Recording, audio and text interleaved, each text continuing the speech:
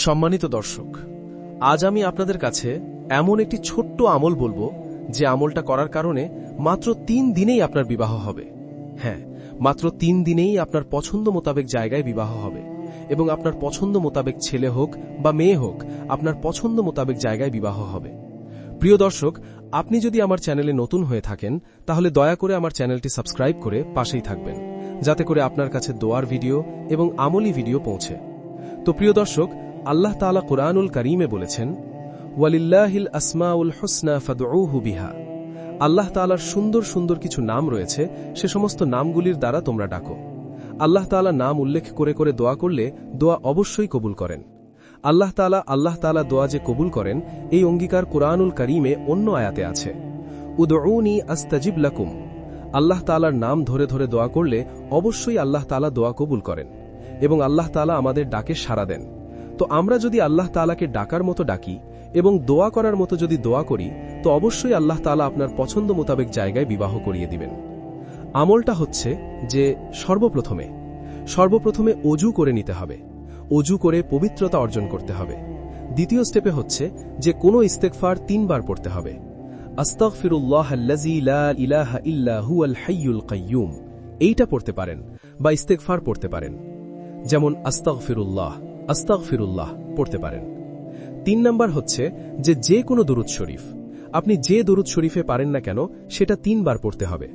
দরুদে ইব্রাহিম আছে, এছাড়াও ছোট ছোট কিছু দরুদ শরীফ আছে দরুদে ইব্রাহিম, যেমন আল্লাহুম্মা সাল্লি আলা মুহাম্মাদিন ওয়া আলা আলি মুহাম্মাদিন কামা সাল্লাইতা আলা ইব্রাহিম ওয়া আলা আলি ইব্রাহিম ইন্নাকা হামিদুম মাজিদ।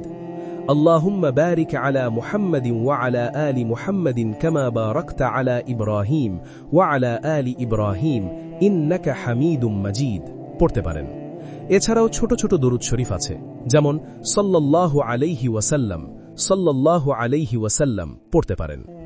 3 নম্বর স্টেপ হচ্ছে যে সূরা ফাতিহা 3 বার পড়তে হবে, অর্থাৎ আলহামদু শরীফ 3 বার পড়তে হবে।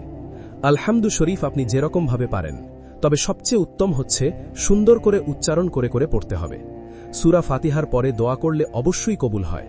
হাদিসে এসেছে, আলহামদুলিল্লাহি রাব্বিল আলামিন আর রহমানির রহিম মালিকি ইয়াউমিদ্দিন ইয়াকা না'বুদু ওয়া ইয়াকা নাস্তাঈন ইহদিনাস সিরাতাল মুস্তাকিম সিরাতাল্লাযীনা আন'আমতা আলাইহিম গায়রিল মাগদুবি আলাইহিম ওয়ালাদ-দাল্লিন।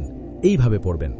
তারপরে আল্লাহ পাকের একটা সুন্দর নাম আছে, ইয়া কুদ্দুস ইয়া কুদ্দুস ইয়া কুদ্দুস, 115 বার পড়তে হবে।